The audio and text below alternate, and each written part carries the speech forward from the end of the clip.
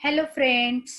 आज हम देखेंगे कक्षा छठी के लिए हिंदी वसंत भाग 1 से पाठ दूसरा बचपन। इसकी लेखिका है कृष्णा सोबती। इन्होंने अपना बचपन शिमला में गुजारा था और बचपन के दिन इन्हें याद आते हैं और उन्होंने बचपन में स्कूल में घर में क्या क्या किया था, इसकी जानकारी हम इस पाठ में पढ़ेंगे। लेखिका ने अपने संस्मरण में बचपन के पूरे दिनों को बताया है। अब देखते हैं बचपन पाठ। मैं तुम्हें अपने बचपन की ओर ले जाऊंगी अर्थात वो हमें बताना चाहती है कि उनके बचपन के दिन कैसे थे। मैं तुमसे कुछ इतनी बड़ी हूँ कि तुम्हारी दादी भी हो सकती हूँ, तुम्हारी नानी भी, बड़ी बुआ भी, बड़ी मौसी भी।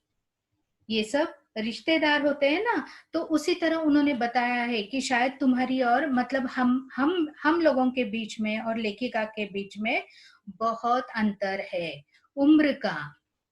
तो वो उम्र में हमारी दादी भी हो सकती है, नानी भी या बड़ी मौसी भी। और परिवार के मुझे सभी लोग जीजी कहकर ही पुकारते हैं। उनके परिवार के लोग उन्हें जीजी कहकर पुकारते थे। हाँ, मैं इन दिनों कुछ बड़ा बड़ा यानी उम्र में सयाना महसूस करने लगी हूँ। अब वो उम्र में बहुत बड़ी है। सयाना यानी समझदार। तो उम्र के जिस तरह हमें अनुभव आते हैं और उस अनुभव के सहारे हम एक एक बातों को याद रखते हैं। अब बहुत बड़े होने के कारण उन्हें लग रहा है कि मैं अब उम्र में बहुत बड़ी हो चुकी हूँ, शायद इसलिए कि पिछली शताब्दी में पैदा हुई थी। अब हम ये 20वीं 21वीं चल रही है ना, 20 तो 2020 है, तो वो 19 में जन्मी होगी, 19वीं शताब्दी में। और तब की वो बात कर रही है। मेरे पहनने ओढ़ने में काफी बदलाव आए हैं। पहनना ओढ़ना यानी पहनावा, जो हम वस्त्र पहनते हैं, तो उनके पहन कपड़े जो है तो वो बदल चुके हैं। जो अब पहले पहनती थी वो अब नहीं पहन रही है। पहले मैं रंग बिरंगे कपड़े पहनती रही हूँ। नीला, जामुनी, ग्रे, काला, चॉकलेटी उनके पसंदीदा रंग है और इनके ही वो कपड़े पहनते थे। अब मन कुछ ऐसा करता है कि सफेद पहनो। अब उनका मन नहीं मानता है ये पसंदीदा रंग पहनने के लिए। अब उनका मन कर रहा है कि सफेद ही कपड़े पहने जाए, गहरे नहीं, यानी रंग में गहरे नहीं बल्कि हल्के रंग के। मैंने पिछले दशकों में तरह तरह की पोशाकें पहनी है ना। बचपन होता है, फिर जवान हो जाते हैं, फिर युवावस्था आती है और उसके बाद बुढ़ापा। तो ये जो है जीवन का पड़ाव, तो इसमें हम अलग अलग कपड़े पहनते हैं और उसमें हम पसंदीदा रंग के भी कपड़े पहनते हैं। तो उन्होंने पहना था, देखिए, पहले फ्रॉक, फिर निकर वॉकर। बचपन में उन्होंने फ्रॉक पहनी, उसके बाद निकर वॉकर, फिर स्कर्ट पहनना शुरू कर दिया। उसके बाद थोड़े बड़ी हो गई तो लहंगे, गरारे, और अब चूड़ीदार और घेरदार कुर्ते। बचपन की कुछ फ्रॉक तो मुझे अब तक याद है। अभी भी इस बड़ी हो चुकी है उम्र में, बूढ़ी है वो, उम्र उम्र उनकी ज्यादा है, लेकिन उन्हें बचपन में जो फ्रॉक पहने थे वो याद आते हैं। हल्की नीली और पीली धारी वाला फ्रॉक, गोल कॉलर और बाजू पर गोल कफ। फ्रॉक को डिजाइन होती है ना वो। एक हल्के गुलाबी रंग का बारीक चुंटों वाला घेरदार फ्रॉक जिसकी चुनिया पड़ती है वो। नीचे गुलाबी रंग की फ्रील, फ्रील अर्थात झालर। उन दिनों फ्रॉक के ऊपर की जेब में रुमाल और बालों में इतराते रंग बिरंगे रिबिन का चलन था। देखो, उन दिनों में उनके फ्रॉक जो सिलवाए जाते थे तो उनमें जेब होती थी और उसमें वो रुमाल रखते थे और इतराते रंग बिरंगे रिबिन का भी चलन था। चलन मतलब उस समय वो सारी लड़कियां, छोटी छोटी लड़कियां हैं, वो रंग बिरंगी रिबन चोटी डालकर उन्हें रिबन लगवाती थी। लेमन कलर का बड़े प्लेटों वाला गर्म फ्रॉक। अब गर्म यानी कपड़ा बहुत हेवी है, वजनदार है, जिसके नीचे फर टंकी थी और ऊपर कपड़ा है और नीचे उसे फर लगाई हुई थी। 2 ट्यूनिक भी याद है। ट्यूनिक यानी एक इस तरह का वस्त्र जो बदन में सही-सही बैठे, जैसे पुलिस वाले पहनते हैं ना, सही स बैठता है, उस तरह का। तो उसमें एक चॉकलेट रंग का और अंदर अंदर की कोटी प्याजी, दूसरा ग्रे और उसके साथ सफेद कोटी, यानी कोट की तरह। मुझे अपने मोजे और स्टॉकिंग भी याद है। लेखिका उस समय मोजे भी पहनती थी। स्टॉकिंग अर्थात लंबी जुराबे जो मोजों की तरह होती है। बचपन में हमें अपने मोजे खुद धोने पड़ते थे। बड़े लोग उनसे उनका काम करवाते थे। वह नौकर या नौकरानी को नहीं दिए जा सकते थे, क्योंकि पैर में पहनते हैं और जो जो जो चीज पैरों में पहनी जाती है तो वो स्वयं धोकर रखनी है। इसकी सख्त मनाही थी। अनुशासन में रखा गया था उन्हें। कहा गया था कि अपनी जो मोजे है स्कूल में पहन के जाते हो तो खुद धो के साफ करके रख दो। हम बच्चे इतवार की सुबह इसी में लगाते। इतवार अर्थात रविवार, इसे इतवार भी कहते हैं। तो क्या करते थे छुट्टी के दिन? वो खुद के काम खुद करते थे, मोजे धोने का। धो लेने के बाद अपने अपने जूते पॉलिश करके चमकाते। अब स्कूल के लिए मोजों के साथ जूते भी पहनते हैं, तो उसे अच्छे लगने के लिए हम पॉलिश करते हैं, तो वो काम स्वयं कवियत्री करती थी। जब जूते कपड़े या ब्रश से रगड़ते तो पॉलिश की चमक उभरने लगती। तो सिर्फ जूतों को पॉलिश नहीं किया जाता था, पॉलिश करने के बाद उसे कपड़े से अच्छी तरह से रगड़ते ताकि वो चमक और उभर कर आ जाए। सर्वर, मुझे आज भी बूट पॉलिश करना अच्छा लगता है। ये बात उन्हें बहुत अच्छी लगती है कि वो खुद के काम खुद करे, तो उसमें है बूट पॉलिश करना, उन्हें पसंद आता है। हालांकि अब नई नई किस्म के शू आ चुके हैं। किस्म यानी प्रकार। बाजार में नए नए शूज अब मिलते हैं। कहना होगा कि ये पहले से कहीं ज्यादा आरामदेह है। मतलब उस समय के जूते शूज उन्हें चुभते थे। अब के जो बाजार में आए हैं वो अच्छे हैं। हमें जब नए जूते मिलते उसके साथ ही छालों का इलाज शुरू हो जाता। शायद आपके साथ भी कभी कभी हुआ होगा कि नए जूते हैं तो वो काटते हैं और वहां की स्किन निकल जाती है, तो खून आता है, तो उन्हें क्या करना पड़ता था? साथ में कॉटन रखते थे वो लोग। जब कभी लंबी सैर पर निकलते अपने पास रुई जरूर रखते। क्यों रखते? ताकि वो ज्यादा चलने के कारण छाले और गंभीर ना हो जाए, ताकि आराम मिले, इसलिए साथ में वो रुई रखते थे। जूता लगे तो रुई मोजे के अंदर। तो जहां जूता काटता है वहां वो रुई रखते थे ताकि आराम मिले। हाँ, हमारे तुम्हारे बचपन में बहुत फर्क हो चुका है। क्यों कहा है ऐसा? क्योंकि उस समय के जूते बहुत चुभते थे, काटते थे। उनके खुद के जूते यानी जुराबे उन्हें खुद धोने पड़ते थे। अब ये काम आसान हो गया है। अब ये काम हम लोग नहीं करते हैं। आसानी से हमें अच्छा कंफर्टेबल शूज बाजार में मिल जाता है जो चुभता नहीं है। जब कब हर शनिचर को हम ऑलिव ऑयल या कैस्टर ऑयल पीना पड़ता। यह एक मुश्किल काम था। क्यों? क्योंकि पेट साफ रखने के लिए, सेहत बनने के लिए उन्हें घर के बड़े लोग माँ पिता के द्वारा उन्हें कैस्टर ऑयल या ऑलिव ऑयल पीने के लिए दिया जाता था और वो मना नहीं करते थे। शनिवार को सुबह से ही नाक में इसकी गंध आने लगती, क्योंकि अब तो छुट्टी है तो अभी उन्हें वो दिया जाएगा पीने के लिए ऑयल। और इसकी महक, तो उसका जो महक है ऑयल की, तेल की, तो वो उन्हें आने लगती है। छोटी शीशे के गिलास जिन पर ठीक खुराक के लिए निशान पड़े रहते। अब कितनी मात्रा में देना है? निशान यानी चिन्ह, तो वो चिन्ह गिलास पर लगाए जाते थे, उतनी मात्रा में ही उन्हें ऑयल दिया जाता था। उन्हें देखते ही मितली होने लगती। मितली यानी उल्टी, जो पीने के लिए दवा, जो कड़वी दवा है हम नहीं पी सकते, उल्टी आती है, मितली आती है, तो उनकी भी हालत वैसी ही थी। मुझे आज भी लगता है कि अगर हम न भी पीते वह शनिवारी दवा, तो कुछ ज्यादा बिगड़ने वाला नहीं था, सेहत ठीक ही रहती।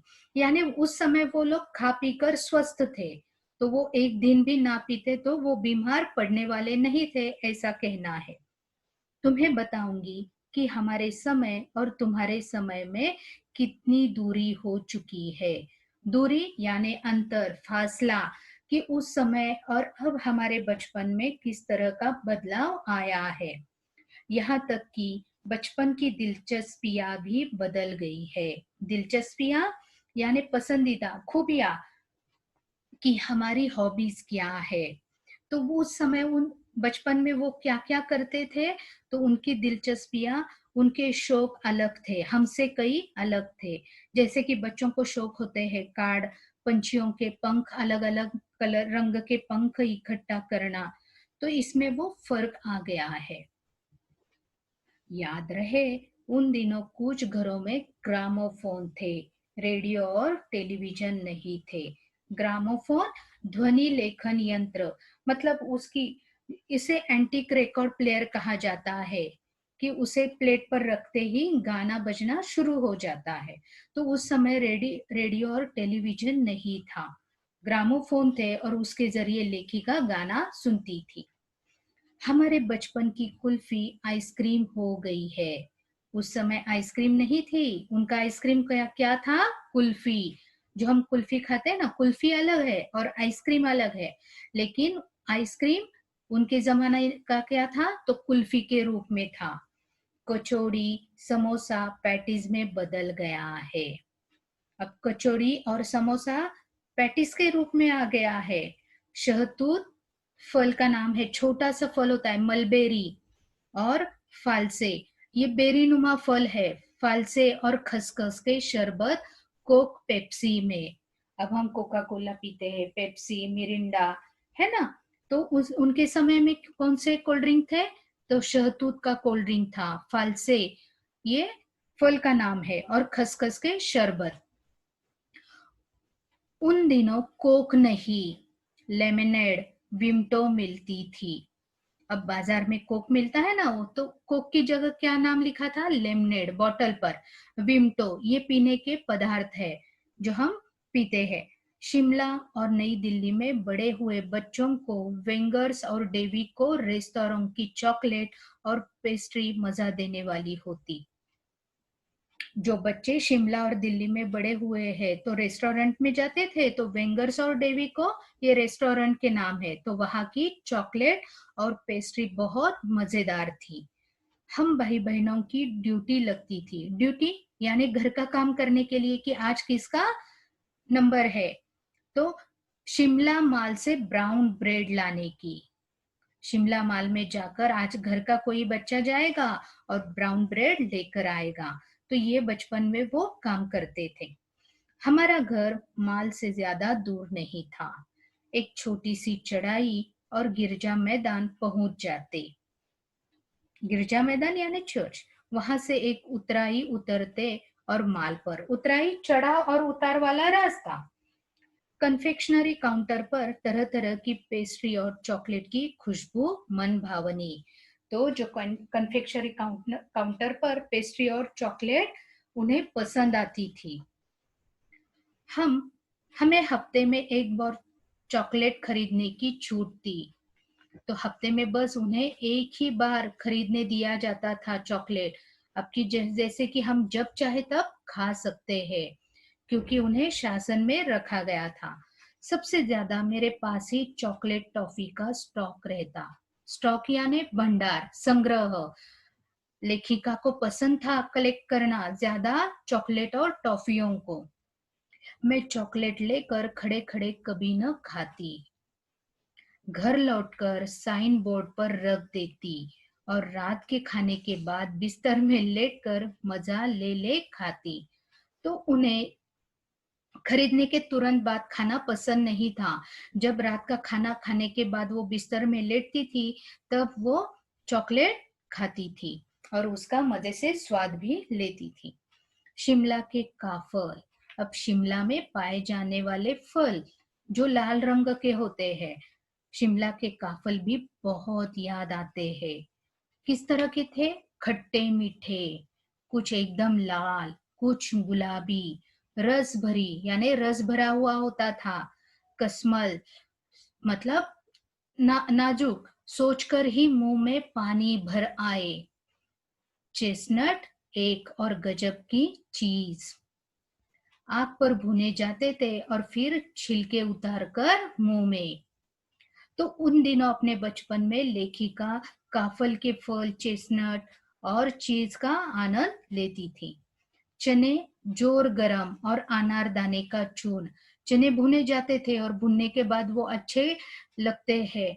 और अनारदाने का चूर्ण, चने जोर गरम की पुड़िया जो तब थी वह अब भी नजर आती है। पुराने कागजों से बनाई हुई इस पुड़िया में नीरा हाथ का कमाल है। नीरा हाथ का कमाल अर्थात वो छोटे बच्चे से लेकर आसानी से बना सकते हैं। नीरा यानी खाली, इसे प्रैक्टिस की कोई जरूरत नहीं है। आपने देखी होगी कि चने हम बाजार में खरीदते हैं तो कागज को लपेट कर उसमें डाल कर देता है, तो वो लपेटना है वो सबको आ जाता है।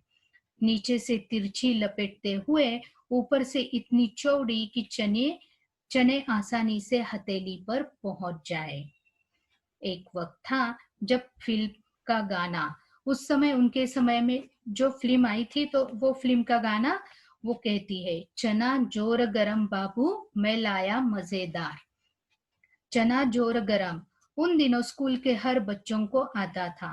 उनके समय में जो फिल्म का गाना रिलीज हुआ था वही गाना था और वो चने चाव से भी खाते थे। कुछ बच्चे पुड़िया पर तेज मसाला बुरकवाते, बुरकवाते यानी लगाते, थोड़ा सा ही चने वाला थोड़ा सा ही डाल कर देता है मसाला, तो बच्चों की मांग, बच्चे अधिक लेते थे मसाला। नमक, तेज नमक, पूरा गिरिजा मैदान घूमने तक यह पुड़िया चलती।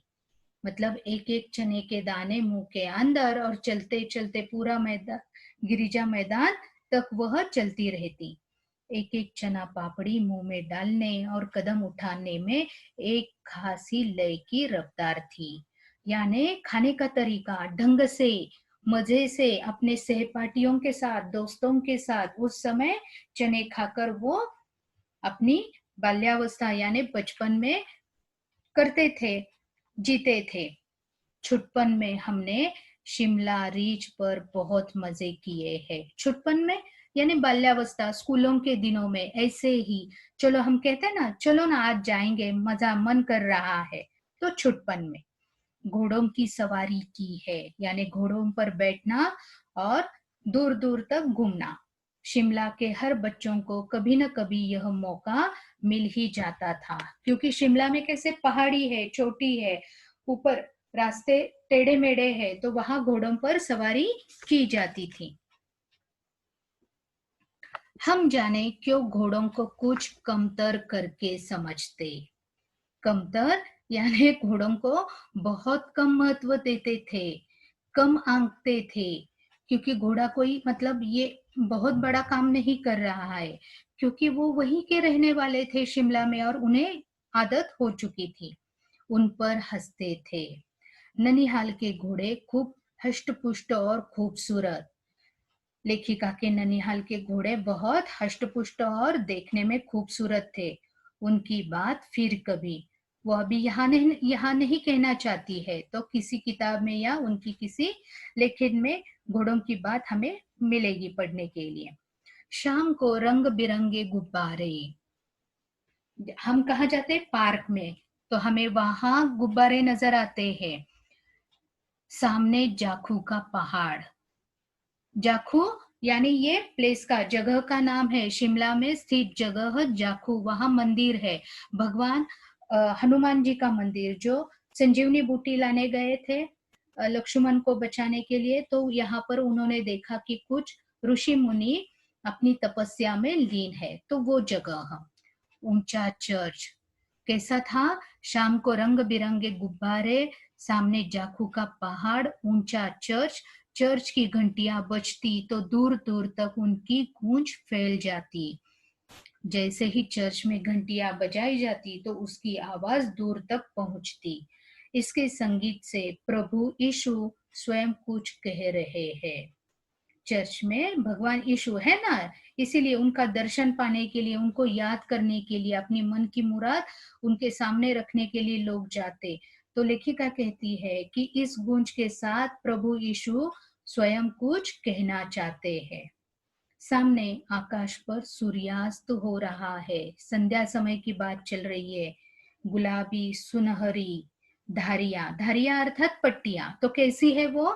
गुलाबी सुनहरी धारियां नीले आसमान पर फैल रही है।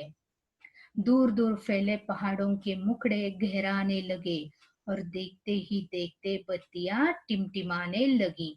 जैसे ही संध्या समय होता है तो हम दिए, घर के दिए लगाते हैं, तो घर में उजाला चारों ओर फैलता है। उसी तरह वहां शिमला में पहाड़ों का दृश्य, जैसे ही संध्या समय हो गई तो चारों ओर बत्तियां टिमटिमाने लगी।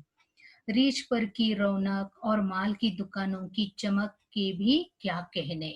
मतलब वहां शिमला का नजारा बहुत सुहावना हो जाता है संध्या समय में। स्कैंडल पॉइंट की भीड़ भी उभरता कोलाहल, कोलाहल शोर शराबा वाला है ना। हम सनसेट पॉइंट देखने जाते हैं तो स्कैंडल पॉइंट में भी लोगों की भीड़ उमड़ी पड़ती रहती थी। सर्वर स्कैंडल पॉइंट के ठीक सामने उन दिनों एक दुकान हुआ करती थी, जिसके जिसके शोरूम में शिमला कालका ट्रेन का मॉडल बना हुआ था। स्कैंडल पॉइंट के सामने एक दुकान थी जिसमें ट्रेन का मॉडल, शिमला कालका ट्रेन का मॉडल बना हुआ था। इसकी पटरियां, उस पर खड़ी छोटे छोटे डिब्बों वाली ट्रेन, एक और लाल टीन की छत वाला स्टेशन, स्टेशन के साथ ट्रेन का मॉडल और उसके आमने सामने सिग्नल देता खंबा भी, थोड़ी थोड़ी दूर पर बनी सुरंगें। यानी यहाँ शिमला की रेल स्टेशन का वर्णन लेखिका ने बताया है। पिछली सर्दी में तेज रफ्तार वाली गाड़ी वही थी। कभी कभी हवाई जहाज भी देखने को मिलते। हवाई जहाज यानी एरोप्लेन। दिल्ली में जब भी उनकी आवाज आती, अब वो शिमला छोड़कर दिल्ली में रहने के लिए गई, तो दिल्ली में जब भी वो हवाई जहाज की आवाज आती तो बच्चे उन्हें देखने के लिए बाहर दौड़ते। दिखता एक भारी भरकम पक्षी उड़ा जा रहा है, पंख पंख फैलाकर। तो इसकी तुलना किसके साथ की है हवाई जहाज की? तो एक भारी भरकम पक्षी जो अपने बड़े बड़े से पंख फैलाकर आसमान में उड़ा जा रहा है। यह देखो और वह गायब, देखते ही देखते वह बादलों में गायब हो जाता है। उसकी स्पीड ही इतनी तेज लगती। स्पीड होने के कारण, शायद बादल आने के कारण, तेज रफ्तार के कारण कारण हवाई जहाज दिखाई नहीं देता है। हाँ, गाड़ी के मॉडल वाली दुकान के साथ एक और ऐसी दुकान थी जो मुझे कभी नहीं भूलती। यह वह दुकान थी जहां मेरा पहला चश्मा बना था। अर्थात लेखिका की आंखें अब कमजोर हो गई है, उन्हें चश्मा लग गया है। वहां आंखों के डॉक्टर अंग्रेज थे। आंखों के डॉक्टर कैसे थे? अंग्रेज थे, भारतीय नहीं थे। शुरू शुरू में चश्मा लगाना अब अटपटा लगा। अटपटा, अच्छा, क्योंकि पहली बार पहनना है तो आदत नहीं है, बिना आदत के उन्हें वो अटपटा लगा। छोटे बड़े मेरे मेरे चेहरे की ओर देखते और कहते, आंखों में कुछ तकलीफ है? क्यों कहा गया है? क्योंकि उस समय बहुत कम लोगों को चश्मा लगता था, और जब छोटी लड़की है उसे चश्मा लगाया है तो लोगों को उसके बारे में दया दया आती थी, और इसी कारण वो उसे पूछते थे, इस उम्र में ऐनक? दूध पिया करो। मैं डॉक्टर साहिब का कहा दोहरा देती, कुछ देर पहनूंगी तो ऐनक उतर जाएगी। तो उन्हें लगता था शायद मैं कुछ दिनों के लिए पहनूंगी चश्मा तो मेरे आंखों का नंबर कम हो जाएगा। वैसे डॉक्टर साहब ने पूरा आश्वासन दिया था, यानी विश्वास जताया था, लेकिन चश्मा तो अब तक नहीं उतरा। यानी उन्होंने आश्वासन दिया था कि कुछ समय के बाद आपको लगाने की जरूरत नहीं है, लेकिन लेखिका को अभी तक चश्मा लगाना पड़ता है। नंबर बस कम ही होता रहा। बस नंबर कम होता गया, लेकिन चश्मा नहीं छूटा। मैं अपने आप इसकी जिम्मेवार हूँ। क्यों कहा गया है? जब आप दिन की रोशनी को छोड़कर रात में टेबल लैंप के सामने काम करेंगी, तो इसके अलावा क्या होगा? उन्होंने खुद कहा है कि मैं इसकी जिम्मेवार हूँ, क्योंकि दिन में वो काम नहीं करती थी, रात के समय टेबल लैंप लगाकर वो अपना काम करती थी और इसमें ज्यादा भार उनकी आंखों पर आता था। इसके अलावा और क्या होगा? हाँ, जब पहली बार मैंने चश्मा लगाया तो मेरे एक चचेरे भाई ने मुझे छेड़ा। देखो देखो कैसी लग रही है। आंख पर चश्मा लगाया ताकि सूझे दूर की। इसका अर्थ होता है कि उनके भाई थे तो उन्होंने कहा कि चश्मा क्यों लगाया? ताकि दूर की सोचने को मिले। यह नहीं लड़की को मालूम, सूरत बनी लंगूर की। इस लड़की को यह बात नहीं मालूम है, तो इसलिए इसकी सूरत बंदर जैसे दिखती है। मैं खीजी, अर्थात लेखिका यह सुनकर गुस्सा हो गई कि मुझ पर यह क्यों दोहराया जा रहा है, क्योंकि वो बार बार कहते थे। पर शेर बुरा न लगा। स्वयं कृष्णा सोप्ती कहती है कि यह बात उन्हें बुरी नहीं लगी। जब वह चाय पीकर चले गए तो मैं अपने कमरे में जाकर आईने के सामने खड़ी हो गई। आईना यानी मिरर। कई बार अपने को देखा, उन्होंने स्वयं को, अपने आप को आईने में देखा। ऐनक उतारी, जो चश्मा उन्होंने पहना था उसे उतारा, फिर पहनी, फिर उतारी, देखती रही और उनके मन में ही वह वाक्य यानी शेर याद आ गए। सूरत बनी लंगूर की, नहीं नहीं नहीं, यानी लंगूर जैसे नहीं। और बाद में ही उन्होंने कहा हाँ हाँ हाँ, क्योंकि सिर पर कभी उन्हें चश्मा पहनना अच्छा नहीं लगा। मैंने अपने छोटे भाई का टोपा उठाकर सिर पर रखा। टोपा शिमला में पहनने जाने वाली एक खास तरह की टोपी, उसे टोपा कहते हैं। कुछ अजीब लगा, अच्छा नहीं लगा, क्योंकि वो लड़की है और उन्होंने लड़के का टोपा पहना और वो सूट भी नहीं हुई। अच्छा भी और मजाकिया भी। जो अच्छा भी लगा और मजाकिया भी थी। तब की बात तब थी। तब की बात थी। अब तो चेहरे के साथ घुल मिल गया है चश्मा।